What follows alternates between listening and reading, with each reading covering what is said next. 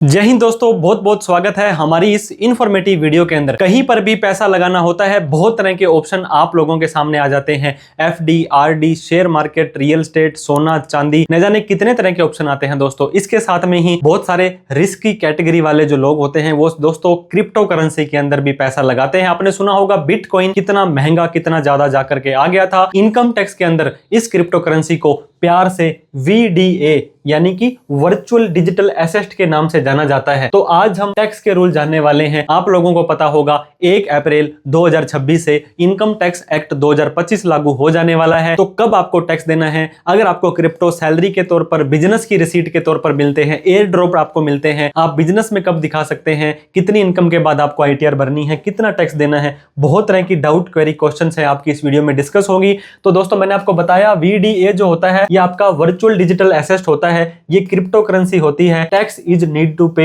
Year wise. अब मान लीजिए 31 मार्च 2026 को आपका जो साल खत्म हुआ है, फाइनेंशियल ईयर 25-26 में जो भी कमाई करोगे उसका टैक्स आपको इस साल के ITR में देना है, अगले साल का अगले में देना है, पिछले साल का पिछले में देना है, और इनकम के हिसाब से देना है और इनकम के नेचर के हिसाब से देना है। दोस्तों सैलरी है तो आपको पता होगा 12 लाख तक माफ है, long term short term share में है तो 4 लाख माफ है, लॉटरी गेमिंग क्रिप्टो है तो आपको 0 रुपए की टैक्स फ्री लिमिट है। यहां पर आपको स्पेशल रेट की इनकम ये कहलाती है। दोस्तों गवर्नमेंट बहुत स्ट्रिक्ट है, इतने स्ट्रिक्ट रूल लेकर के आए हैं क्रिप्टो करेंसी के अंदर कि आप कंफ्यूज हो जाओगे। दोस्तों ओल्ड और न्यू टैक्स रिजीम में आप लोगों ने सुना होगा, यहां पर भी कई बार आपको डिसाइड करना पड़ता है कि ओल्ड में जाने में फायदा है या न्यू में जाने में फायदा है। अगर आप न्यू टैक्स रिजीम में जाते हो, फ्लैट 30% टैक्स देना है, कोई बेनिफिट नहीं मिलेगा। अगर आपकी इनकम थोड़ी बहुत है, मान लीजिए दोस्तों आपकी 20,000 रुपए की क्रिप्टो करेंसी से इनकम आई है, उसके ऊपर आपको 6,000 रुपए का टैक्स देना पड़ेगा और कोई भी इनकम नहीं है। न्यू टैक्स रिजीम में जाएंगे तो आपको टैक्स 6,000 देना पड़ेगा, लेकिन ओल्ड में जाएंगे तो 12,500 रुपए तक का टैक्स आपका माफ हो जाने वाला है। ये दोस्तों क्रिप्टो करेंसी की खूबसूरती है। तो क्रिप्टो करेंसी के अंदर सबसे पहले तो स्पॉट ट्रेडिंग होती है। ये होती है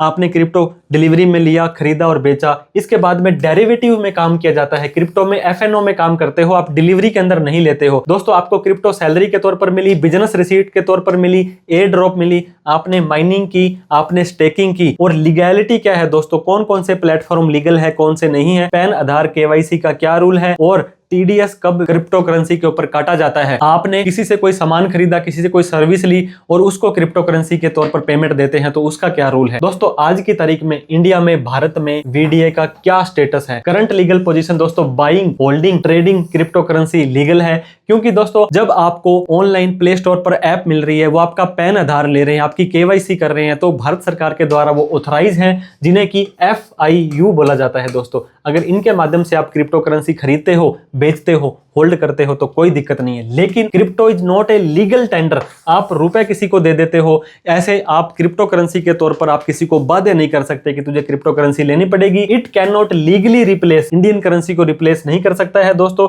गवर्नमेंट ट्रेडिंग के लिए तो आपको बोलती है, लेकिन इतने स्ट्रिक्ट रूल लगा रखे हैं हर साल, इतना ऐसा लगता है कि क्रिप्टो ट्रेडर वाले तो एक तरह से बहुत ही ज्यादा कमाई कर रहे हैं और एक चोर कैटेगरी के अंदर आ गए हैं, ऐसा समझा जाता है। दोस्तों क्रिप्टो करेंसी के प्लेटफॉर्म, एक्सचेंज की बात करें तो क्रिप्टो ट्रेडिंग जनरली आपकी एक्सचेंज के थ्रू होती है। इंडियन एक्सचेंज हो सकते हैं दोस्तों, फॉरेन के एक्सचेंज हो सकते हैं, P2P, यहां पर आप लोगों के बैंक अकाउंट फ्रीज होते हैं, यहां पर आप लोगों को दिक्कतों का सामना करना पड़ता है, तो यहां पर भी प्रॉब्लम आ सकती है। इसके अलावा दोस्तों इंपॉर्टेंट कंप्लायंस जो होते हैं, जो भी आपके एक्सचेंजेस हैं उन्हें KYC के फॉर्म्स को लागू करना पड़ता है। दोस्तों इनकम टैक्स, GST, इसके बाद में FEMA, RERA, ED, जो बहुत तरह के भारत सरकार के डिपार्टमेंट होते हैं, बहुत तरह के एक्सचेंज हैं, वो रजिस्टर हैं FIUIND के अंदर, जो prevention of money laundering act है दोस्तों, क्योंकि इसके माध्यम से हवाला का पैसा चलता है, पैसा इधर से उधर जाता है, तो सरकार नहीं चाहती है। गवर्नमेंट इंक्रीज कर रही है मॉनिटरिंग क्रिप्टो करेंसी के ट्रांजैक्शंस में, तो आप भी क्रिप्टो करेंसी के अंदर लेन देन करें तो FIU रजिस्टर भारत सरकार की ही क्रिप्टो करेंसी के प्लेटफॉर्म पर आपको काम करना है, ताकि आपको कोई भी दिक्कत ना आए। दोस्तों बात कर लेते हैं आपकी KYC की। बहुत बार दोस्तों आपको अपना पैन कार्ड देना पड़ता है, बहुत बार आपको अपना आधार कार्ड देना पड़ता है। तो पैन कार्ड आपको पता होगा मेन आपकी आइडेंटिटी होती है, जो इनकम टैक्स में आपकी इंफॉर्मेशन देती है। आधार कार्ड पैन कार्ड से लिंक है, ये नहीं देते हो तो आपका पासपोर्ट मांगा जाता है। आप अपने बैंक अकाउंट को लिंक करते हो, क्योंकि बैंक अकाउंट को जब लिंक करोगे तभी तो वॉलेट में पैसा ऐड होगा, तभी तो आप वहां से काम करेंगे। इसके बाद एंटी मनी लॉन्ड्रिंग कंप्लायंस करनी पड़ती है दोस्तों, मनी लॉन्ड्रिंग का काम तो नहीं कर रहे हो। टैक्स डिपार्टमेंट को, इनकम टैक्स डिपार्टमेंट को AIS, TIS और 26S में सूचना देनी पड़ती है। दोस्तों अगर आप पैन नहीं देते हो तो आपके ऊपर रिस्ट्रिक्शंस लगाई जा सकती है, आपका अकाउंट होल्ड किया जा सकता है, आपको TDS काटा जा सकता है। तो कोई भी काम करें, जो कहते हैं ना कि बेईमानी करनी है दोस्तों, उसे भी आपको ईमानदारी से करना पड़ेगा। अगर आप अपना पैन, आधार, KYC नहीं देते हो, विदाउट प्रॉपर आइडेंटिफिकेशन करते हो, तो दोस्तों टैक्स इवेजन सस्पेंशन आपके ऊपर सस्पिशियस ट्रांजैक्शंस माना जा सकता है कि आप ये ट्रांजैक्शंस टैक्स की चोरी को करने के लिए है। दोस्तों ED होता है,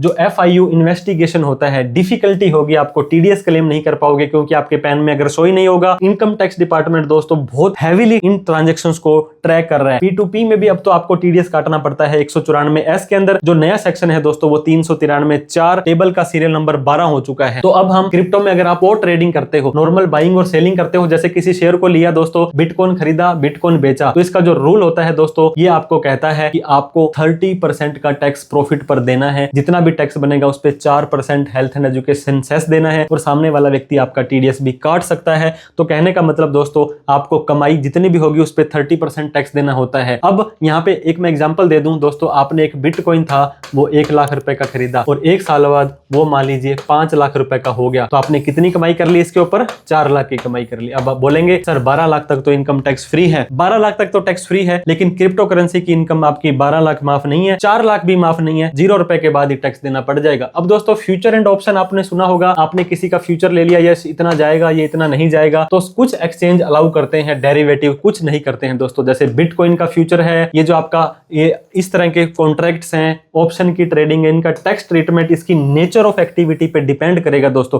पॉसिबल ट्रीटमेंट क्या है? ये आपकी बिजनेस की इनकम है, यहां पर भी आपको 30% का टैक्स देना होता है अगर आपका कोई TDS कटा है तो। लेकिन दोस्तों आपने किसी भी तरह की कोई डिलीवरी नहीं ली है, आपका किसी भी तरह का कोई TDS नहीं कटा है, और आपने कोई डिलीवरी नहीं ली, आपका कोई TDS नहीं कटा, तो आपकी ये बिजनेस की इनकम तो ऑटोमेटिक ही नहीं है। तो इस केस के अंदर आप इसे नॉर्मल बिजनेस दिखाते हैं, जैसे F&O इंट्राडे को दिखाते हैं, ये आपकी 12 लाख माफ हो जाएगी। मेक श्योर आपका ब्रोकर, आपका एक्सचेंज भी इसी तरह से उसको दिखा रहा है, नहीं तो आपको इन फ्यूचर में दिक्कतों का सामना करना पड़ सकता है। मैंने आपको बता दिया, डिलीवरी नहीं ली, TDS नहीं कटा, ASTS में शो नहीं हो रहा है, स्पॉट ट्रेडिंग में शो नहीं हो रहा है, प्योर F&O है आपकी रिपोर्ट के हिसाब से, तब आप इसको बिजनेस की इनकम के तौर पर दिखा सकते हो। अब दोस्तों क्रिप्टो को बिजनेस दिखाना है, सर मैं तो ये मेरा पार्ट टाइम नहीं, मेरा फुल टाइम काम है, मैं इसे इन्वेस्टमेंट नहीं करता हूं, कोई दिक्कत नहीं है। फ्रीक्वेंट है, ऑर्गेनाइज है, लार्ज वॉल्यूम है, क्वांटिटी है, क्वालिटी है, आप बोट्स का, आर्बिट्रेज का यूज करते हो, कोई दिक्कत नहीं है, इसको आप बिजनेस इनकम दिखा लो। लेकिन यहां पर भी आपको 30% का टैक्स देना पड़ेगा, किसी भी बिजनेस एक्सपेंसेस को आप क्लेम नहीं कर सकते हो।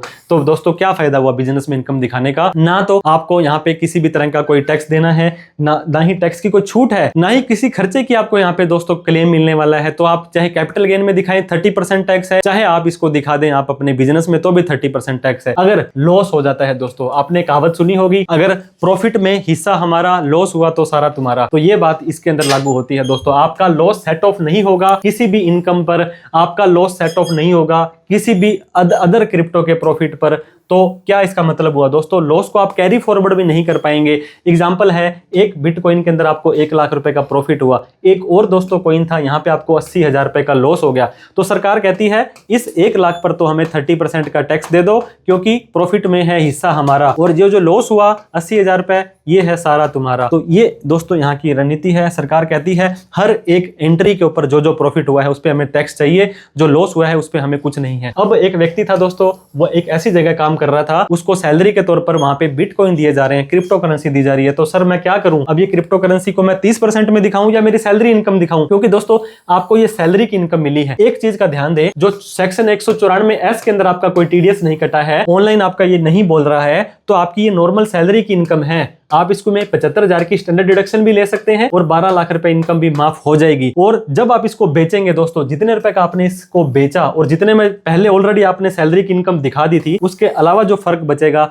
वो आपका बन जाएगा crypto currency, virtual digital asset की इनकम, उस पर 30% टैक्स देना है। तो मेक श्योर करें आपका TDS नहीं कटा हुआ है, AIS TIS 26S में शो नहीं कर रहा है। अगर उसने सैलरी तो दे दी लेकिन आपके ऑनलाइन ASTS 26S में अलग सेक्शन में दिखा दिया, तब आपको वहां पे दिक्कतों का सामना करना पड़ सकता है। सर मैंने किसी की ITR भरी थी, उसने मुझे फीस में क्रिप्टो करेंसी दे दी, तो कोई दिक्कत नहीं है। जितनी भी आपको फीस मिली उस टाइम उसकी जो फेयर मार्केट वैल्यू थी वो आपकी बिजनेस की इनकम कहलाएगी। ITR 3 भर दें, ITR 4 भर दें और नॉर्मल टैक्स रेट लगेगा। और बाद में जब आप उस क्रिप्टो करेंसी को बेचेंगे दोस्तों, जितने का बेचा और जितने का ऑलरेडी आपने उसको उस टाइम काउंट किया था, उन दोनों के डिफरेंस पर भी आपको 30% का टैक्स देना पड़ जाएगा। सर मुझे एयर ड्रॉप्स मिले हैं जो फ्री के अंदर मिलते हैं दोस्तों, फ्री डिस्ट्रीब्यूशन होते हैं टोकन्स के, प्रोजेक्ट्स के द्वारा, तो इसका टैक्स ट्रीटमेंट क्या होगा। एयर ड्रॉप जो होते हैं दोस्तों वो गिफ्ट माने जाते हैं। मैं फिर बता रहा हूं आपको एक बार, क्योंकि हर एक ट्रांजेक्शन के रिपोर्टिंग के आधार पर ही फाइनल करना है। AIS TIS में आपका वहां पे डेटा बोल रहा है कौन से सेक्शन में है, 26S में TDS कटा है तो क्रिप्टो में ही दिखाना पड़ेगा। फिर सेल प्राइस, परचेज प्राइस दोस्तों, अदरवाइज आपको गिफ्ट में एज नॉर्मल इनकम आप यहां पे दिखा सकते हैं।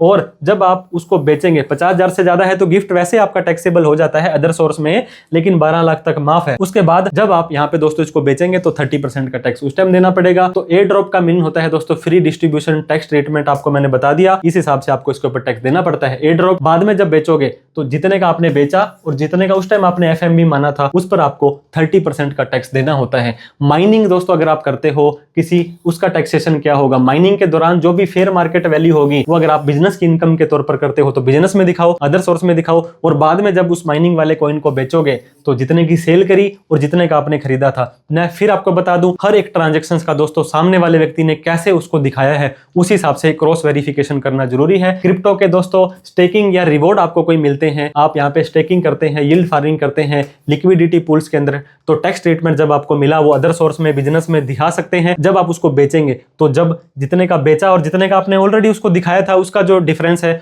वो आपको 30% में टैक्स वहां पे देना पड़ जाएगा। अब दोस्तों मेरे पास में 1 लाख रुपए का क्रिप्टो करेंसी पड़ी थी और मैंने किसी को पेमेंट करनी थी, तो जब मैं उसको पेमेंट कर दूंगा क्रिप्टो करेंसी को, मैं किसी से माल खरीद रहा हूं, किसी से सर्विस ले रहा हूं, तो वो मेरी सेल मानी जाएगी दोस्तों। तो मैंने 1 लाख रुपए उसको तो दे दिए, लेकिन ये 1 लाख वाले मैंने मान लीजिए 50,000 रुपए में खरीदे थे, तो बाकी के 50,000 पर मेरे को 30% का टैक्स देना पड़ेगा। जब क्रिप्टो कभी भी हम किसी को यूज करते हैं, किसी को पेमेंट देने के लिए, तो उतने रुपए की हमने उस क्रिप्टो करेंसी को बेच दिया, सेल कर दिया, और जितने में उसको खरीदा था उसका डिफरेंस 30% टैक्सेबल हो जाएगा। दोस्तों ITR के अंदर शेड्यूल वीडियो होता है, यहाँ पर ITR 2 में आप इसको कैपिटल गेन में, ITR 3 में बिजनेस में, और FNO करते हो तो भी आप ITR 3 में इसको दिखा देंगे। डेट ऑफ परचेज, कब खरीदा था, कब बेचा था, कितने का खरीदा था, कितने का बेचा था। क्रिप्टो करेंसी के ऊपर हमने पिछली बार भी वीडियो बनाई थी प्रॉपर डिटेल में, कैसे रिपोर्ट को देख करके आपको ITR भरनी है, और इस बार भी आपको बहुत जल्द हमारे चैनल पर वीडियो मिल जाएगी। दोस्तों अगर आप बिजनेस इनकम में दिखाते हैं, क्योंकि क्रिप्टो सारी की सारी ऑनलाइन होती है, तो 10 करोड़ रुपए तक की टर्नओवर पर भी आपको ऑडिट कराने की जरूरत नहीं है,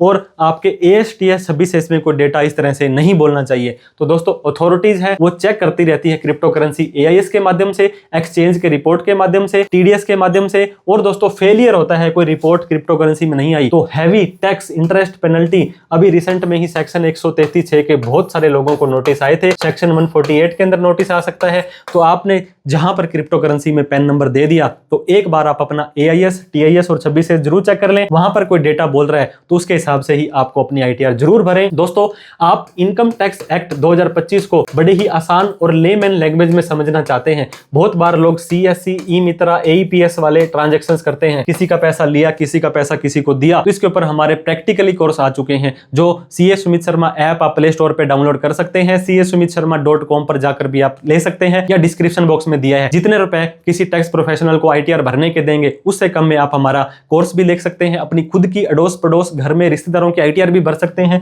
और अपनी नॉलेज को भी बढ़ा सकते हैं। तो दोस्तों सेक्शन 194 अब जो नया सेक्शन 393 टेबल का सीरियल नंबर 12 हो गया है, यहाँ पर 1% TDS आप किसी व्यक्ति से कोई क्रिप्टो करेंसी खरीद रहे हैं तो 50,000 से ज्यादा की अमाउंट अगर आपकी, मान लीजिए क्रिप्टो करेंसी आपने किसी से 60,000 रुपए की खरीदी, तो यहाँ पर उसका 1% TDS काट कर ही पेमेंट देनी है। और टैक्स ऑडिट के मामले में तो ये लिमिट 10,000 रुपए हो जाती है। सेविंग बैंक अकाउंट यूज कर रहे हो दोस्तों, P2P कर रहे हो, आप अनाप शनाप पैसा आ रहा है, पैसा जा रहा है, तो आपके बैंक अकाउंट वाले आपका अकाउंट फ्रीज कर सकते हैं, क्योंकि बैंक अकाउंट आपने खुलवाते टाइम बोला था मैं एक स्टूडेंट हूं, मैं नील की रिटर्न भरूंगा, उनको आप सच्चाई नहीं बताते हो, बाद में लाखों के करोड़ों के लेन देन हो जाते हैं P2P के अंदर, तो दोस्तों आपका अकाउंट फ्रीज हो सकता है। आप करंट अकाउंट यूज करें, जो भी ट्रांजेक्शन हर एक एंट्री का प्रूफ रखें और प्रॉपर ITR भरें, जितना टैक्स बनता है वो दे देंगे तो दिक्कत नहीं आएगी। AIS, TIS और 26S को भी चेक करते रहें। कोई भी डाउट, क्वेरी, क्वेश्चन आपको फिर भी रह जाती है तो कमेंट करके पूछें। वीडियो अच्छी लगी हो तो लाइक करें।